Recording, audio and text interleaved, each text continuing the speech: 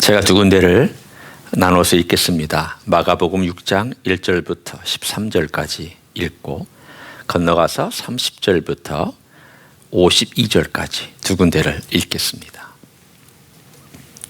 예수께서 거기를 떠나사 고향으로 가시니 제자들도 따르니라. 안식일이 되어 회당에서 가르치시니 많은 사람이 듣고 놀라 이르되 이 사람이 어디서 이런 것을 얻었느냐? 이 사람이 받은 지혜와 그 손으로 이루어지는 이런 권능이 어찌 됨이냐? 이 사람이 마리아 아들 목수가 아니냐? 야고보와 요셉과 유다와 시몬의 형제가 아니냐? 그 누이들이 우리와 함께 여기 있지 아니하고 예수를 배척한지라. 예수께서 그들에게 이르시되 선지자가 자기 고향과 자기 친척과 자기 집 외에서는 존경을 받지 못함이 없느니라 하시며 거기서는 아무 권능도 행하실 수 없어 다만 소수의 병자에게 안수하여 고치실 뿐이었고 그들이 믿지 않음을 이상히 여기셨더라. 이에 모든 촌에 두루 다니시며 가르치시더라. 12 제자를 부르사 둘씩 보내시며 더러운 귀신을 제하는 권능을 주시고 명하시되 여행을 위하여 지팡이 외에는 양식이나 배낭이나 전대의 돈이나 아무것도 가지지 말며 신만 신고 두 벌 옷도 입지 말라 하시고 또 이르시되 어디서든지 누구의 집에 들어가거든 그곳을 떠나기까지 거기에 유하라. 어느 곳에서든지 너희를 영접하지 아니하고 너희 말을 듣지도 아니하거든 거기서 나갈 때에 발 아래 먼지를 떨어버려 그들에게 증거를 삼으라 하시니 제자들이 나가서 회개하라 전파하고 많은 귀신을 쫓아내며 많은 병자에게 기름을 발라 고치더라. 30절로 갑니다. 사도들이 예수께 모여 자기들이 행한 것과 가르친 것을 낱낱이 고하니 이르시되 너희는 따로 한적한 곳에 가서 잠깐 쉬어라 하시니 이는 오고 가는 사람이 많아 음식 먹을 겨를도 없음이라. 이에 배를 타고 따로 한적한 곳에 갈새 그들이 가는 것을 보고 많은 사람이 그들인 줄 안지라. 모든 골로부터 도보로 그곳에 달려와 그들보다 먼저 갔더라. 예수께서 나오사 큰 무리를 보시고 그 목자 잃은 양 같음으로 인하여 불쌍히 여기사 이에 여러 가지로 가르치시더라. 때가 저물어가매 제자들이 예수께 나와 여짜오되 이곳은 빈들이요 날도 저물어가니 무리를 보내어 두루 촌과 마을로 가서 무엇을 사 먹게 하옵소서. 대답하여 이르시되 너희가 먹을 것을 주라 하시니 여짜오되 우리가 가서 200데나리온의 떡을 사다 먹이리이까. 이르시되 너희에게 떡 몇 개가 있는지 가서 보라 하시니 알아보고 이르되 떡 5개와 물고기 2마리가 있더이다 하거늘 제자들에게 명하사 그 모든 사람으로 때를 지어 푸른 잔디 위에 앉게 하시니 때로 100명씩 또는 50명씩 앉은지라. 예수께서 떡 5개와 물고기 2마리를 가지사 하늘을 우러러 축사하시고 떡을 떼어 제자들에게 주어 사람들에게 나누어 주게 하시고 또 물고기 2마리도 모든 사람에게 나누시며 다 배불리 먹고 남은 떡 조각과 물고기를 12 바구니에 차게 거두었으며 떡을 먹은 남자는 5,000명이었더라. 예수께서 즉시 제자들을 제쳐가사 자기가 무리를 보내는 동안에 배 타고 앞서 건너편 벳세다로 가게 하시고 무리를 작별하신 후에 기도하러 산으로 가시니라. 저물매 배는 바다 가운데 있고 예수께서는 홀로 무태에 계시다가 바람이 거스름으로 제자들이 힘겹게 노젓는 것을 보시고 밤 사경쯤에 바다 위로 걸어서 그들에게 오사 지나가려고 하시매 제자들이 그가 바다 위로 걸어오심을 보고 유령인가 하여 소리 지르니 그들이 다 예수를 보고 놀람이라. 이에 예수께서 곧 그들에게 말씀하여 이르시되 안심하라 내니 두려워하지 말라 하시고 배에 올라 그들에게 가시니 바람이 그치는지라 제자들이 마음에 심히 놀라니 이는 그들이 그 떡 떼시던 일을 깨닫지 못하고 도리어 그 마음이 둔하여졌음이러라. 아멘. 하나님의 나라는 능력입니다. 그 능력은 코로나 바이러스도 막지 못합니다. 세상에 보이는 어떤 세력도 보이지 않는 어떠한 세력도 하나님의 나라를 막지 못합니다. 동시에 하나님의 나라는 사랑입니다. 그 사랑은 죽음도 이기는 사랑입니다. 그 사랑이 흘러 많은 사람들이 감동받고 하나님의 나라로 들어왔습니다. 바로 그 증거들이 여기 앉아있는 여러분과 저희입니다. 우리는 마가복음에서 하나님의 나라가 은밀하지만 강력하다는 것을 함께 나누었습니다. 우리는 마가복음 5장에 와서 하나님의 나라가 강력하고 은밀하게 나아가면서 예수 그리스도께서 우리를 불쌍히 여기신다는 사랑이 그 동기 가운데 그 안에 강력하게 역사하고 있다는 것 함께 나눴습니다. 그런데 하나님의 나라가 하나님의 능력과 하나님의 사랑으로 흘러가는 가운데 한 가지 요소가 개입해서 들어옵니다. 그 요소는 바로 믿음입니다.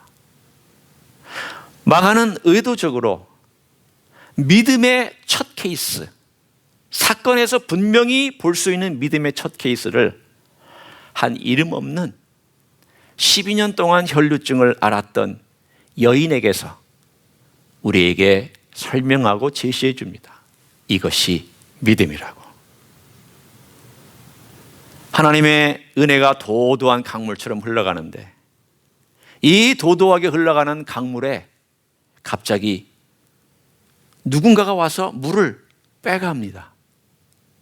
그 빼가는 수로가 바로 믿음입니다. 이 여인은 도도한 하나님의 은혜가 있는 그 강줄기에서 하나님의 은혜의 강물과 그 생명수를 경험한 놀라운 이야기를 우리에게 5장에서 전해주고 있습니다. 이게 믿음이다. 우리는 믿음을 너무 강조해서도 안 됩니다. 그러면 하나님의 은혜가 뒷전에 사라지기 때문입니다. 그렇다고 믿음을 너무 덜 강조해서도 안 됩니다. 왜냐하면 우리는 믿음이 필요하고 우리에게는 또한 책임이 있기 때문입니다. 하나님의 은혜는 하나님의 은혜의 위치가 있고 하나님께서 주신 믿음은 또 믿음의 위치가 있습니다.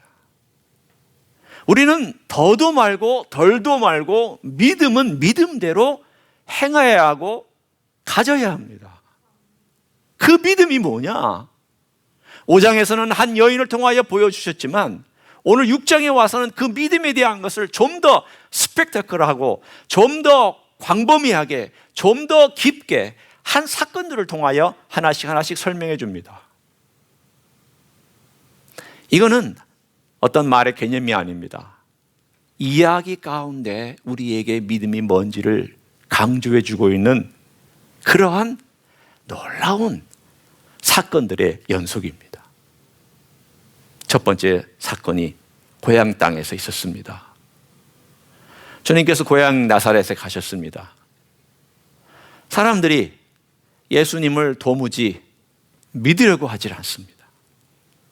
여러분이 이 글을 읽는 동안 6장 1, 2절, 3절, 5, 6절까지 쭉 읽는 동안 사람들이 예수님을 어떻게 대우하고 있는지를 볼 수 있는 몇 가지 표현이 있습니다.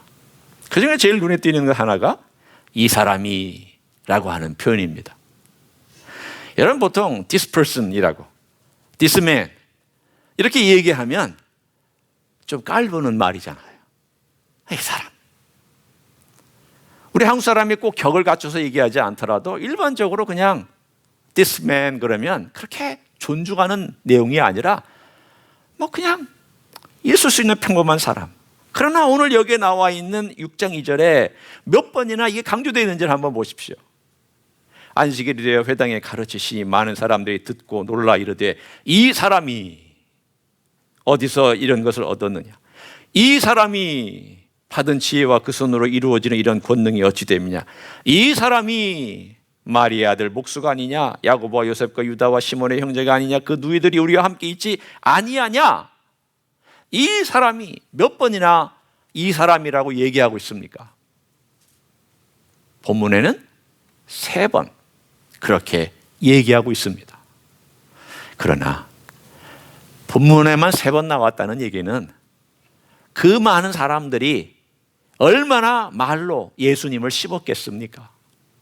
이 사람이, 아이고, 정식 교육도 못 받은 이 사람, 아이고, 우리하고 같이 목수질했던 이 사람, 아이고, 이 사람이 무슨 능력이 있다고, 어디서 이런 이상한 능력을 받고 와가지고 이렇게 행하고 있는 거. 이 사람이 손가락질하면서 이 사람이 이렇게 얘기하고 있는 그들의 조소와 조롱과 무시와 동시에 믿을 수 없다라고 하는 그러한 마음을 우리는 그대로 읽을 수가 있습니다. 뿐만 아닙니다. 예수님을 마리아의 아들이라고 얘기를 합니다. 그 당시의 표현은 여자의 아들이라고 안 합니다. 아버지의 아들이라고 얘기를 하지. 이미 그들은 예수님이 요셉과 마리아가 결혼해서 살기 전에 낳은 아들이라는 것을 알고 있습니다. 무시하는 편견과 그들의 선입관이 예수 그리스도를 무시하기로 작정을 하고, 그가 어떤 일을 하더라도, 어떤 기적을 베풀더라도, 어떤 권능을 보이더라도, 어떤 지혜를 얘기하더라도 No! 준비되어 있는 마을 사람들이었습니다. 그래서 결국 그들은 예수님을 배척했습니다. 여기서 배척했다는 것은 단순히 당신 여기 떠나라, 당신을 믿을 수 없다, 그 정도가 아니라 다른 복음서에 보면 예수님을 낭떠러지로 끌고 가서 거기에서 떨어뜨려 죽이려고 했던 사건입니다. 왜 이런 일이 일어났습니까? 아니, 5장에서는 그 믿음 좋은 여인의 이야기와 회당장 야이로 이야기를 통해서 믿음에 대한 얘기를 끄집어냈더니 갑자기 6장에 예수님을 그래도 받아들이고 예수님이 사랑한 사람들이 받아들여야 되는 그 상황에서 완전히 배척할 뿐만 아니라 심지어는 죽이려고까지 한 이러한 믿음이 없는 상황이 왜 전개되고 있습니까? 우리에게 보여줍니다.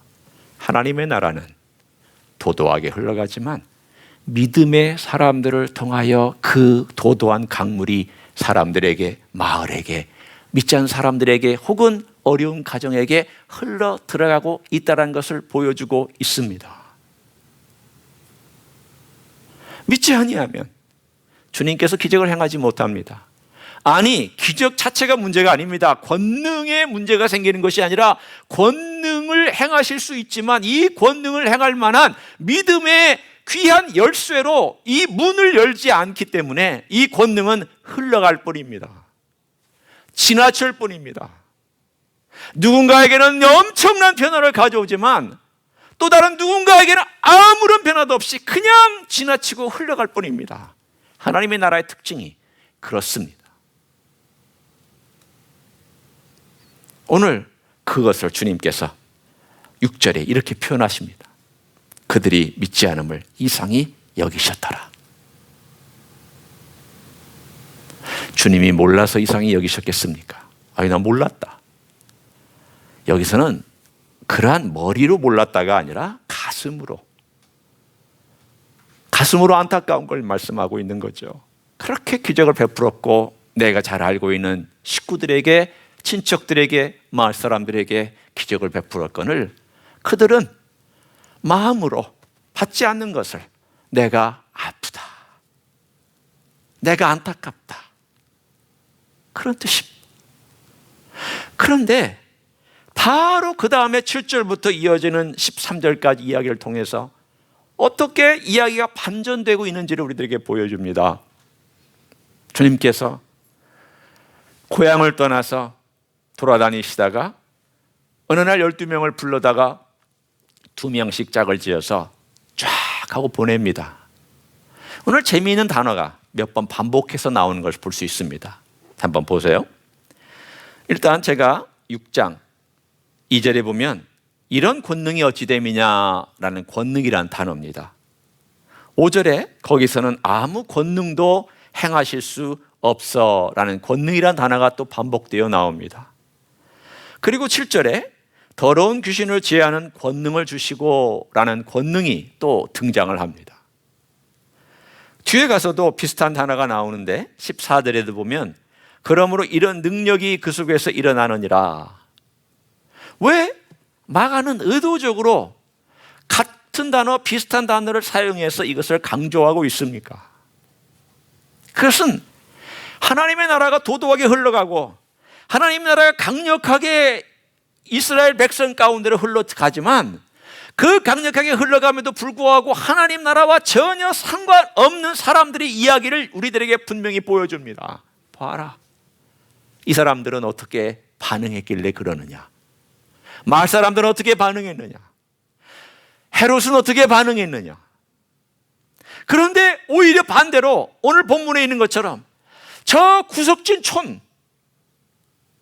예수님이 가보지 아니한 어느 조그마한 마을들, 예수님의 발길이 닿지 아니한 어느 조그만 동네, 제 아들이 다 구석구석 훑어다니면서 갔는데 어느 마을에서는 그들을 환영하고 그 복음을 받아들이자 귀신이 나가고 복음이 전파되고 하나님의 나라가 힘있게 움직여가는 것을 오늘 그들이 갔다 와서 보고하고 있습니다.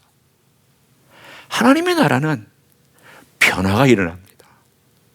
능력과 사랑이 실제 진짜기 때문입니다. 그러나 여기에 믿음이 없는 마을이나 사람들에게는 하나님의 나라가 힘이 없습니다. 깊이 생각해 보십시오. 왜 내 삶에 하나님의 나라가 힘이 없을까? 하나님의 나라 자체의 문제가 아닙니다. 하나님의 나라가 힘이 없어서 내 삶에 힘이 없는 것이 아니라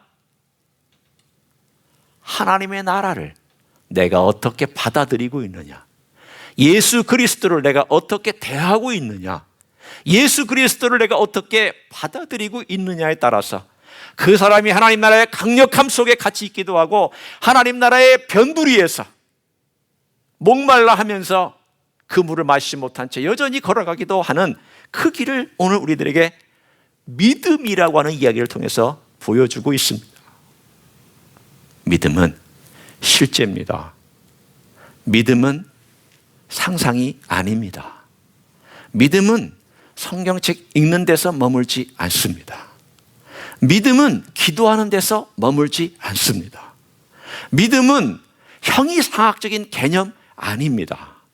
믿음은 머릿속에서 구성한 계획 아닙니다.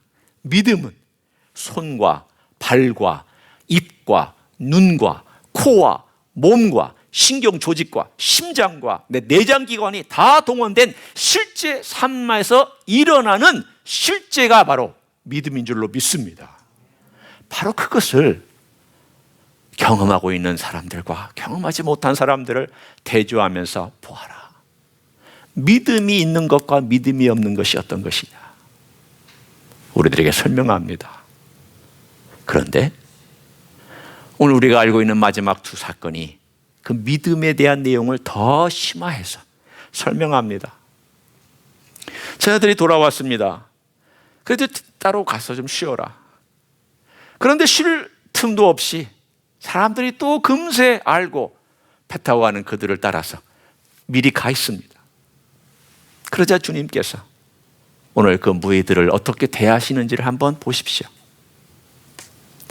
자, 어떻게 대하고 있는지 34절을 봅니다.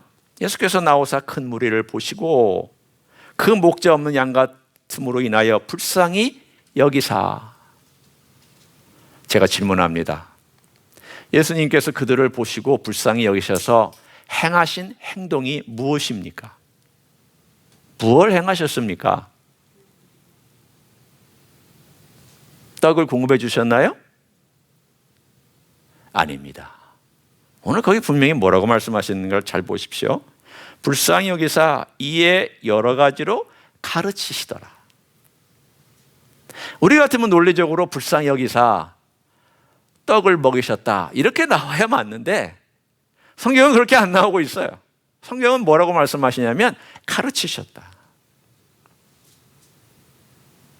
떡보다 복음이 먼저입니다. 순서로 따지면 신체적인 필요보다 영적인 필요가 먼저입니다. 그들이 광야에 있다 할지라도 말씀을 전하는 것이 주님의 첫 번째였고 그 다음이 떡입니다. 그러나 이것이 또한 같이 가는 것이 멋진 복음의 사역이라고 할 수도 있겠습니다. 그래서 주님께서 제 아들과 대화를 하시고 너희들이 먹을 걸 줘라.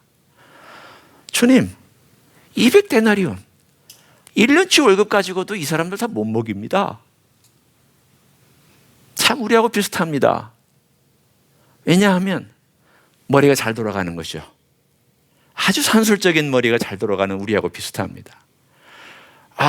예산이 안 됩니다. 돈이 계산해 보면 불가능합니다. 이건 우리들의 그 현실과는 어울리지 않습니다. 얼마든지 말할 수 있는 아무 생각 없이 그냥 머리로 딱딱딱 계산하고 말할 수 있는. 믿음은 오히려 더 생각하는 것입니다. 계산은 짧게 생각하는 것이고 믿음은 더 생각하는 것입니다. 믿음은 눈앞에 있는 걸 보고 바로 계산하는 것이고, 아니요, 세상의 방법은 눈앞에 있는 걸 보고 바로 계산하는 것이고, 믿음은 하늘을 보고 계산하고 생각하는 것입니다. 눈을 여기서부터 하늘로 뜨는데 시간이 걸립니다. 믿음에는 조금의 시간이 걸립니다. 그러나 왜 주님께서 이 이야기를 하고 계셨을까요? 주님이 일방적으로 하셔도 되는데, 야, 배고픈 자들에게 내가 떡을 주겠다, 가져와라. 그래서 주님께서 일방적으로 오병이어의 기적을 베푸실 수도 있잖아요. 주님이 그런 권능 없으세요? 귀신을 내어주는 권능도 부여하셨는데 그까짓 그 떡 먹이는 게 무슨 큰 문제예요? 주님께 그야말로 이런 조그만한 것밖에는 되지 않잖아요. 주님께서 그들에게 너희가 먹을 걸 줘라. 주님 뭘 기대하시고 이런 얘기를 하셨을까요? 그들이 정말 줄 수 있기 때문에 그런 얘기를 하셨을까요? 아닙니다. 그들이 능력이 있어서 이런 질문하신 거 아닙니다. 그 다음에 보면 알아요. 오늘 그 다음 질문, 두 번째 질문이 너희에게 떡 몇 개가 있는지 가서 보라. 자, 첫 번째 질문하고 두 번째 질문을 연결합니다. 너희가 줘라. 그런데 너희에게 가서 뭐가 있는지 봐라. 이 말은 무엇입니까? 너희들에게 있는 제한된 자원을 가져와라, 그 뜻입니다. 그러면 이들에게 먹을 걸 주라는 것은 뭘 의미하고 있습니까? 제한된 자원을 가지고 와서 나에게 맡겨라, 그 뜻입니다. 너희가 먹을 걸 줘라는 너희가 직접 네 돈 가져가서 줘라, 이거 아닙니다. 너희들이 계산하고 안 됩니다 라는 거 아닙니다. 그들은 여기서 비교적 실패한 것에 불과하지만 이들이 앞으로 주님이 승천하신 다음에 어떻게 삶을 살아라고 주님이 도전해 주십니까? 자, 주님 안 계십니다. 현장에 나만이 있습니다. 그럼 나만이 있는데 어떻게 하라는 것입니까? 이 가르침 우리들에게 이렇게 말씀합니다. 내가 널 도울 것이다. 너의 제한된 자원과 능력을 가지고 내게 맡겨라. 내가 일할 것이다. 내가 역사할 것이다. 너희들이 제한된 거 가지고 끙끙 앓고 안 됩니다, 안 됩니다라고 붙잡고 있지 마라. 나에게 가져와. 제한된 능력, 제한된 경험, 제한된 자원, 제한된 재물, 제한된 것 뭐든지 나에게 가져와. 내가 할게. 믿음은 바로 제한된 걸 주님께 갖다 드려서 주님께 맡기는 겁니다. 이 믿음을 가르쳐주고 있잖아요. 이 일이 일어나면 얼마나 멋진 일들이 일어나는지 제 아들이 그 과정 속에서 믿음의 테스트를 받았지만 동시에 믿음의 실습도 하고 있습니다. 자, 우리가 상상력을 동원합니다. 오늘 보면은 12바구니에 남았다 그랬습니다. 맞죠? 12바구니 맞죠? 네. 자, 몇 명이 예수님의 수종을 들었을까요? 우리가 좋기 침략하건대 12명이 들었을 겁니다. 자, 그러면 여기 숫자는 몇 명입니까? 남자만 5,000명이면 여자까지 합치면 10,000명, 애들까지 합치면 한 15,000명 좋게 될 수 있어요. 그러나 우리가 조금 숫자를 낮추어서 12,000명이라고 합시다. 왜냐하면 12명하고 계산하기 좋게. 그러면 한 명이 몇 명을 담당해야 됩니까? 1,000명을 담당해야 됩니다. 자, 50명씩 100명씩 앉았습니다. 100명씩 앉으면 몇 그룹입니까? 1,000명이면 10그룹입니다. 50명씩 앉으면 몇 그룹입니까? 20그룹입니다. 자, 주님께서 오병이어를 다 가져와서 도시락 하나, 오병이어 해봤자 도시락 조그마한 나무 도시락 하나겠죠. 12명한테 12바구니를 하나씩 쥐어줬습니다. 12명이 쫙 하고 주님을 둘러서 이렇게 반원을 그리면서 섰겠지요. 주님이 축사하시고 떼어서 첫 번째 광주리에 떡과 물고기를 주었습니다. 도로떡과 물고기가 있어요. 그 다음 두 번째 광주리 주었습니다. 세 번째 광주리 주었습니다. 네 번째, 다섯 번째. 그렇게 해서 12명에 다 주고 가서 나눠줘라. 그래서 이 사람들이 그 바구니를 가지고 10개에서 20개 되는 그룹들에게 나눠줍니다. 이것 말이 됩니까? 이 바구니 하나에 1000명을 먹일 수 있는 양이 들어갈 수 있습니까? 여러분, 아무리 과학적으로 계산하고 아무리 생각해도 불가능합니다. 그냥 가위로 조각 내가지고 한 조각 두 조각 조금씩 나눠주면 1000명은 먹일 수 있을지 몰라도 배불리 먹을 수 없습니다. 오늘 본문은 분명히 다 배불리 먹었더라 라고 되어 있습니다. 다 배불리 먹었더라. 12,000명, 15,000명이 다 배불리 먹고 배가 푹 터질 정도로 먹었더라, 그 뜻입니다. 어떻게 된 걸까요? 그들이 바구니에서 꺼내서 줄 때마다 계속 1000명이 먹을 정도로 계속 나왔습니다. 처음의 기적은 예수님이 행하셨지만 그 다음 기적은 제자들이 행했습니다. 그들은 믿음이 부족했지만 주님께서는 이 광야의 사건을 통하여 너희들이 나를 의지하면 어떤 기적이 나타나는지를 보지 않았느냐, 경험하지 않았느냐, 너희도 앞으로 내가 없을 때에도 이렇게 너희들의 사역을 진행해라. 믿음은 기적을 일으킵니다.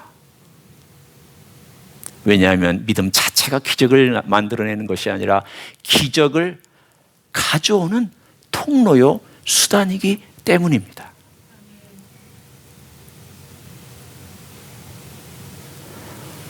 그러면 이 믿음이 계속되면 참 좋겠죠. 실습했으니까 자기가 띄워주는데 떡이 계속 나와. 얼마나 신기했겠습니까? 제가 아마 거기에 있어도 익사일링한 사건이라고 얘기할 것입니다. 이야, 이거 뭐 제가 계속 떼어주는데 떡이 계속 나오니까. 내 능력은 아니죠. 주님의 능력이죠. 그렇지만 믿음이라는 것이 얼마나 소중한지를 배웠어요. 이 10,000명이 넘는 사람들이 먹고 났더니 난리가 났습니다. 왕이다. 모세가 말한 그 선지자다. 이분이야말로 하늘에서 온 떡과 만나를 주는 분이다. 왕 삼으려고 했습니다. 그랬더니 주님께서 노노노노노 하고 제자들에게 바다로 밀어넣으시고 본인은 산으로 기도하러 가셨습니다. 바다 한가운데 제자들은 어떻게 했을까요? 밤새 저녁 때가 되어 주님은 밤새 기도하시는데 제자들은 밤새 바닷가에서 헤매고 있습니다. 노를 저었지만 건너편에 못 가고 그 거스르는 파도와 바람 때문에 그냥 난리법석을 치면서 힘겹게 이제까지 쌓아놨던 믿음의 실습은 다 까먹고 모든 것들이 마음속에는 두려움과 원망만 남았습니다. 주님 어디 계시냐고, 우리를 이렇게 관두고 버릴 수가 있느냐고. 자, 이제 우리 본문으로 돌아옵니다. 48절을 한번 보십시오. 바람이 거스름으로 제자들이 힘겹게 노젓는 것을 그 다음에 무슨 표현이 나옵니까? 보시고. 이 표현이 어디선가도 나왔는데 34절을 한번 보십시오. 예수께서 나오사 큰 무리를 어떻게 하셨습니까? 보시고. 똑같은 단어를 2번이나 반복했었습니다. 큰 무리를 보시고 불쌍히 여기셨어요. 제자들이 바다 가운데 한가운데서 호수 한가운데서 풍랑 때문에 가지도 못하고 오지도 못하고 죽을 것 같은 그런 상황을 주님께서 보시고 계셨어요. 이 육신의 눈으로 보이는 걸 얘기하는 거 아닙니다. 산과 바다는 떨어져 있기도 하지만 밤에는 안 보입니다. 더군다나 새벽에 가까워지면 물안개가 올라와서 더더군다나 안 보입니다. 지금 주님께서 보고 있다는 것은 주님이 하나님의 아들이시기 때문에 보는 것이지, 인간으로서 인간의 육신을 가지고 보는 것은 아닙니다. 보시고 그다음 정말 흥미로운 장면이 또 나옵니다. 밤 사경쯤에, 새벽쯤에 바다 위로 걸어서 그들에게 오사 어떻게 하시려고 했습니까? 지나가시려고 했습니다. 왜요? 아니, 그들에게 온 거 아닙니까? 그들이 올라왔으면 배에 올라가야지. 왜 주님께서 이렇게 배가, 자 여기 배가 있는데 주님께서 이렇게 오시더니 모른 척하고 지나치시려고 했습니까? 왜 주님께서 그렇게 지나치시려고 했습니까? 이게 바로 믿음의 테스트입니다.